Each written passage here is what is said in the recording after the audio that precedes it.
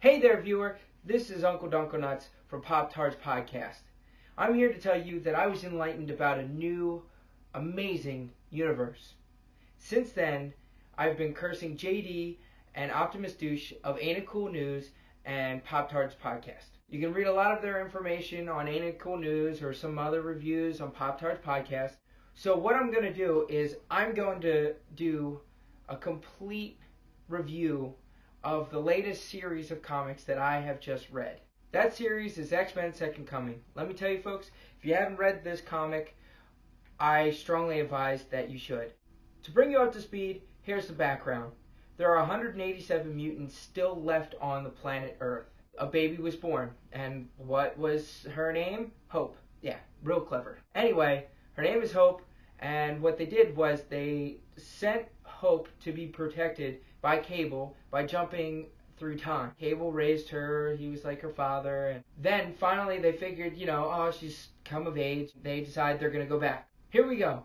I'm going to tell you the whole entire plot line of this complete series, all in 60 seconds. Now just remember, everyone, there are so many events that there's a lot that probably will be missed. And also, it might be a little ridiculous to watch this because I don't even think I can do this. But anyway, 60 seconds, start the clock. Cable and Hope come back to the present time. Quickly, they're figured out. Some sort of smiley face robots decide to attack them. Killed the robots and started running again. The X-Men detected Hope and Cable and decided that they were going to send some reinforcements to help them out. Bastion, the bad guy, decides that he wants to kill Hope, so he sends all of his forces. Bastion! Cable and Hope decide to take shelter in a hotel room, which they paid with cash, but soon find out they're not safe. There's this firefight at the hotel. Magic gets caught in some sort of weird zone. What the? They also somehow disable Nightcrawler's powers. So Cable and Hope get away, and everyone is chasing them. The X-Men catch up to them, and then split Cable and Hope. Hope goes with Rogue and Nightcrawler, and start to head towards Utopia. Queen. Meanwhile, the New Mutants decide that they're going to go to Doug Ramsey's factory to go disable all the smiley face robots. Warlock saves the day and absorbs all of them, and then they warn Cyclops about these crazy towers that Bastion's got in the works. Then Nightcrawler, Hope, and Rogue all get confronted by Bastion. They all get slapped around by Bastion like little red-headed stepchildren. No, stop it! No! Stop beating him! Stop! Ah! And just as Bastion reaches for Hope, Nightcrawler,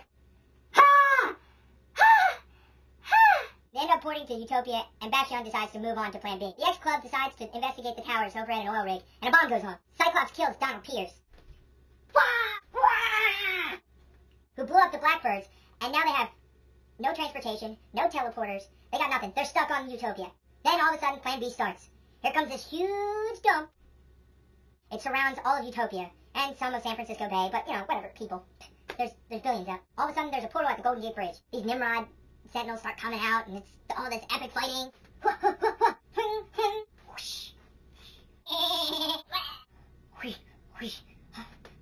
I'm a bird. You can't tell, but I'm a bird.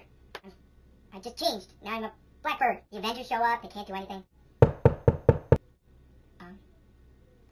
Then Cable takes the X-Force over to the future to take care of all these Sentinels that seem to be coming through the portal. They rally up all the mutants, and they're fighting all of these Sentinels. But you know what? There's casualties. And all you see are these great panels with all these crazy deaths and crazy, you're losing hands. Magneto even comes out, and, he's all, busted up. He's like, ha, I built this island out of metal, dumbass. Boom! Also, more crazy fighting happens. Bam! Shing, shing. Smash. In the future, the X-Force decides to take on this master mold. You know what? Cypher takes it on himself, and he absorbs all of it. And then all of a sudden, everything's good. Yay! The X-Force is stuck in the future, but you know what Cable does? He's such a good guy. He lets the virus take over his whole entire body, and he holds the portal open. Then all the X-Force goes, and sadly, there he is, laying there, actually, I think only his arm ends up staying in the present. I know. It's so emotional.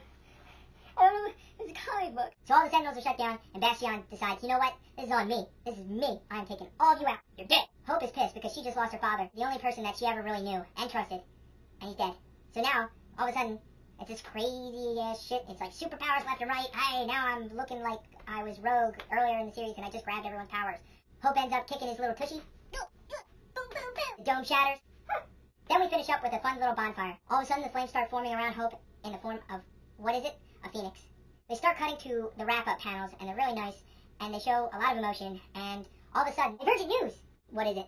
Mutants are popping up all over the place now. That's it. I'm tired, I'm hot, I'm sweating. Hopefully it went okay. This is Uncle Dunklenutz of Pop-Tarts Podcast. If you want to follow us, come on over to poptartsgo.com. You can also like us, search on Facebook at Pop-Tarts Podcast. Felicia Day, I love you. I can't wait to see you. Maybe at Comic-Con in New York. You know, I don't expect you to be there. But you know what? I really hope. I really hope. I miss you. Even though I've never met you. Please come.